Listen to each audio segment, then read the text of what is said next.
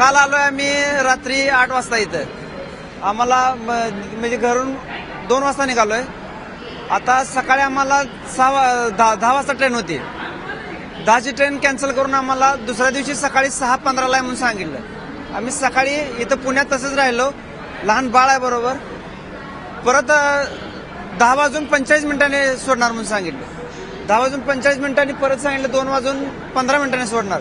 म्हणजे असं किती वेळ थांबावं लागणार याची काय कल्पना. त्यामुळे लहान बाळ असताना सुद्धा बरोबर आम्ही इथं थांबलो. पुणे वाराणसी जी आपली हॉलिडे स्पेशल आहे ती लेट झालेली आहे. 27 तासानंतर 27 तास लेट झालेली आहे. कारण का ती इनकमिंग लेट आलेला आहे. त्यामुळे आपण ही गाडी 14:15 म्हणजे 2:15 आम्ही सोडणार आहे.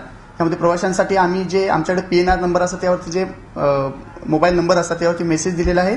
स्टेशनवरती कंटिन्युअस अनाउन्समेंट चालू आहेत आणि आम्ही स्टेशनवरती बोर्ड पण लावलेले आहे प्रवाशांच्या सोयीसाठी. गाडी कधी जाणे अपेक्षित होती आणि कधी ही गाडी काल 10:45 जाणं अपेक्षित होतं 3 तारखेला, पण ती आज 4 तारखेला 14:15 नंतर आज दुपारी जाणार आहे.